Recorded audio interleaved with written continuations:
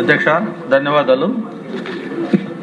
విశాఖ నగరం అధ్యక్ష ఒక సిటీ ఆఫ్ డెస్టినీగా, ఫైనాన్షియల్ క్యాపిటల్గా, ఏషియాలోనే అత్యంత వేగంగా డెవలప్ అవుతున్న నగరం అధ్యక్ష.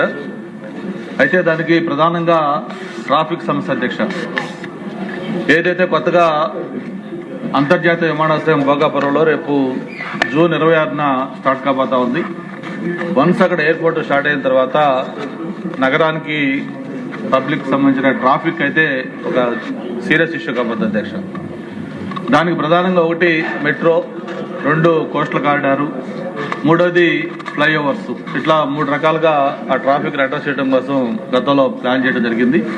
అయితే 3 కూడా ఇప్పుడు మెట్రో కానీ, లేకపోతే కోస్టల్ కారిడార్ కానీ, ఫ్లైఓవర్స్ కానీ అన్ని కూడా ప్రస్తుతానికి అది పురోగతి అయితే ఏమీ జరగట్లేదు. ఒక 30 years బ్యాక్ నగరంలో రోడ్లన్నీ కూడా వైండింగ్ చేశారు తప్ప 30 years నుంచి ఇప్పుడు దాకా ఏమాత్రం వైండింగ్ జరగలేదు.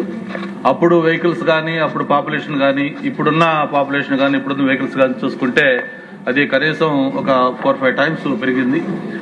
అంతేకాకుండా రీసెంట్ గా వస్తున్న ఐటీ కంపెనీలు కానీ, లేకపోతే టూరిజం ప్రాజెక్టులు కానీ, ఇవన్నీ కూడా మాక్సిమం వైజాగ్ కి వస్తామని, ప్రత్యేకించి గూగుల్ వచ్చిన తర్వాత రాబోయే 4-5 సంవత్సరాల్లో కనీసం 1,00,000 మంది ఎంప్లాయీస్ వస్తారంటూ కూడా ప్రిడిక్షన్ వస్తా ఉంది. మరి 1,00,000 మంది ఎంప్లాయీస్ వచ్చారంటే వాళ్ళందరూ కూడా 2 wheelers కానీ, 4 wheelers కానీ ఏ వెహికల్స్ తీసుకున్నా కూడా మరీ పరిస్థితి కూడా దారుణంగా తయారవుతుంది. కాబట్టి దీని మీద గౌరవ ముఖ్యమంత్రి గారు స్వయంగా ఎట్లాగైతే సిఆర్డీఏ మీద ఎవ్రీ వీక్ రివ్యూ చేస్తా ఉన్నారో, వైజాగ్ ట్రాఫిక్ సంబంధించి కూడా గౌరవ ముఖ్యమంత్రి గారు స్వయంగా అటు ఎంఏయుడి కానీ, ఆర్ఎండ్బి కానీ, నేషనల్ హైవేస్ కానీ అన్ని కన్సర్న్ డిపార్ట్మెంట్స్ తోటి ఒక సీరియస్ గా రివ్యూ చేసి తప్ప ఈ ఇష్యూ చాలా జటిలంగా తయారవుతుందని చెప్పని మీ ద్వారా తెలియజేస్తాను అధ్యక్ష.